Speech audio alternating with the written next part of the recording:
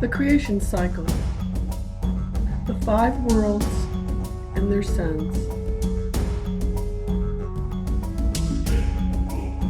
In the beginning was the void. From the void, the God of duality manifested itself.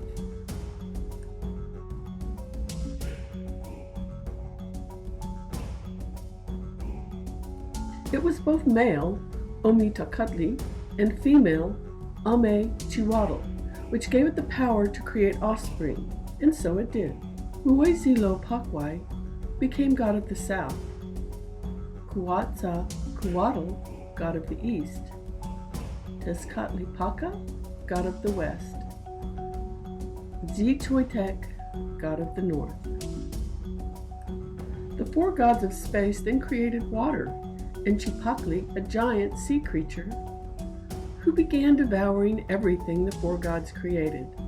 In anger, the gods attacked Chipakli, each pulling her in their own direction, north, south, east, and west, until she was torn apart. From her dismembered body, the universe came into being. But the universe needed more. It needed a source of life-giving energy, a sun. However, the creation of so much energy required a great sacrifice, a sacrifice that only a god could make.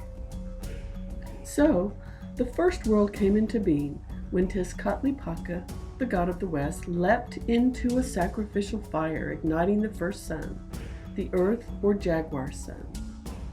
But this sun was only half a sun, and during this period the world was inhabited by giants who ate only acorns and who behaved badly. In anger, Tezcatlipaka sent jaguars to eat the giants. Then he and his brother, Kuatzukuatl, began to quarrel, as brothers tend to do, which knocked the sun from the sky, ending the first world. The second sun, the wind or air sun, was created and governed by Kuatzakuatl.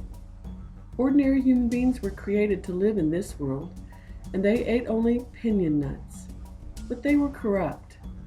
In retaliation, the god unleashed catastrophic hurricanes and floods upon the world. Survivors fled to the trees and were transformed into monkeys. Soon the second sun perished, bringing an end to the second world. The third sun, the rain sun, was created by the rain god Talalak.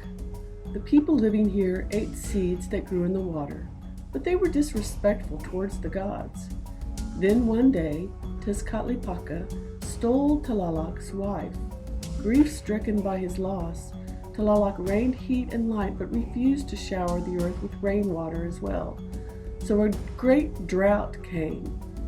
Talalak then brought earthquakes and made it rain fire and ashes, burning up the third world. A few survivors became turkeys, butterflies, or dogs.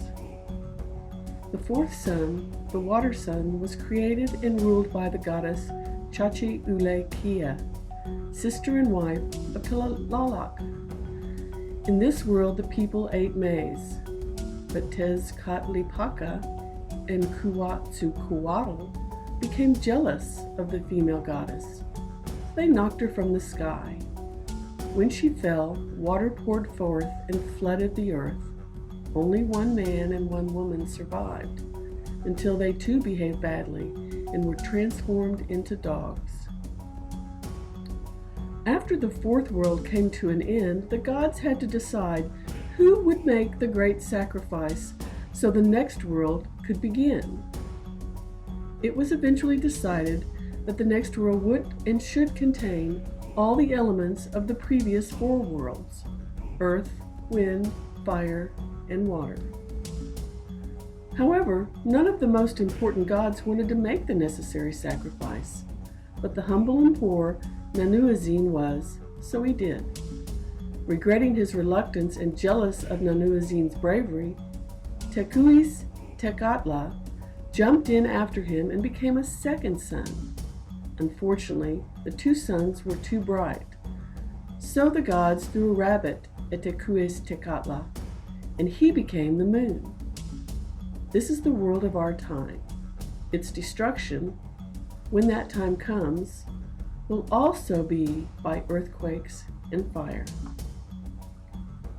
The creation of the earth.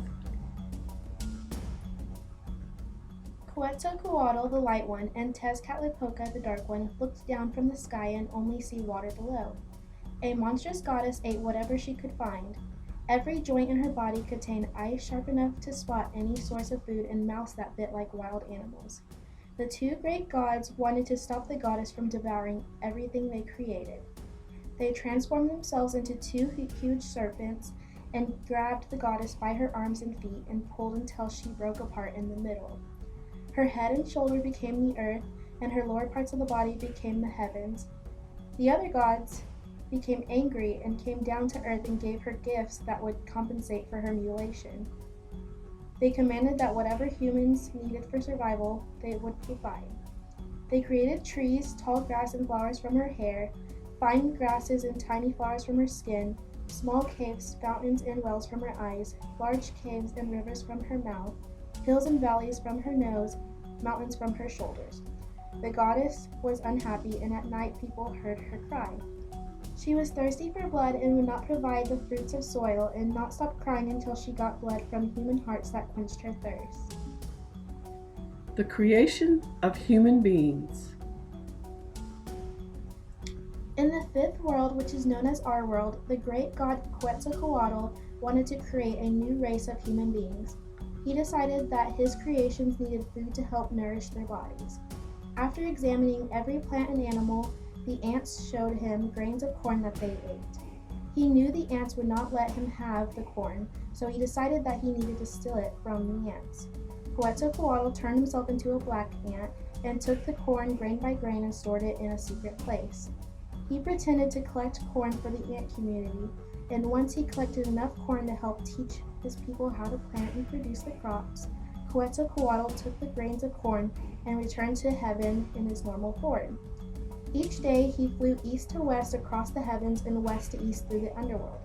Quetzalcoatl wanted to take the first step in creating his new race of human beings, so he wanted to find the Lord of the Dead land. Quetzalcoatl asked the Lord of the Dead to give him the bones of his father that were buried in his land. The Lord of the Dead wanted Quetzalcoatl to perform a task before giving him the bones. Quetzalcoatl's task was to take a conch shell in one hand and the bones in the other hand, and blow in the shell to make a great sound and walk 4 times around the jade circle.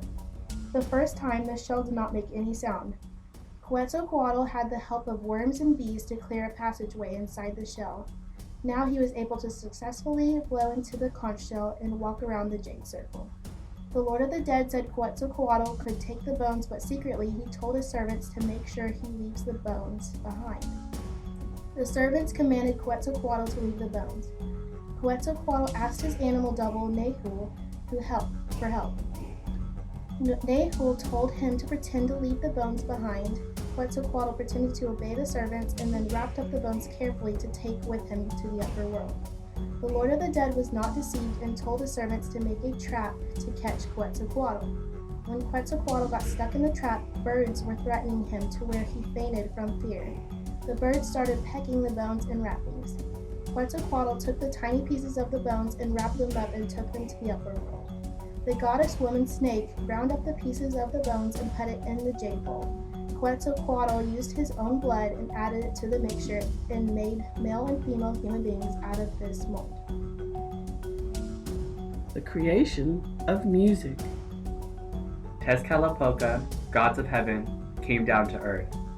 He saw the earth monster has brought forth mountains, valleys, rivers, streams, forests, and meadows. But yet he had heard no music. With sadness, Tezcatlipoca summoned Quetzalcoatl in his form as the wind.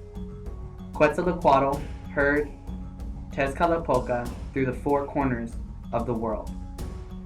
Tezcatlipoca explained how life needs music and how it must comfort the waiting mother. But Quetzalcoatl must go on a journey to receive such pleasure. Tezcatlipoca tells Quetzalcoatl how he must travel past the earth, the stars, and the planets to get to the father of all, the sun. In surprise, Quetzalcoatl agrees to such a journey. When you reach the shores of the ocean, you will find my 3 servants, Water Monster, Water Woman, and the Cane of Couch. Command them to unite their bodies and create a bridge on which you travel up to the sun, as Tezcatlipoca explains. On Quetzalcoatl's journey, he hears the sad silence and rambunctious chatter that Tezcatlipoca talks about. Quetzalcoatl finds the 3 servants and travels to the House of the Sun.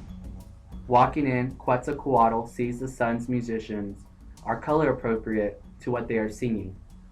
Melodies are turning white, epics of love and war are turning red. Wanderers are light blue, and the golden rays of the sun were yellow. Not one musician was in dark colors, because no sad song existed just yet. Father of all life sees Quetzalcoatl as the form of the wind and tells all the musicians to not play one word until the wind leaves. Quetzalcoatl asks the musicians to leave the House of the Sun and join him on the earth at least 3 times. By the 3rd time, no one responds to Quetzalcoatl. So enraged, Quetzalcoatl summons flocks of black storm clouds that swallows the father of all life, the sun, so that musicians would get scared enough to follow Quetzalcoatl back to Earth. All life on Earth welcomes the musicians. Trees lifted their leafy branches, birds fluttered their wings, people and animals raised their voices, and flowers and fruits lifted their faces in greeting. No longer did Quetzalcoatl sigh, moan, or groan a day in his life again.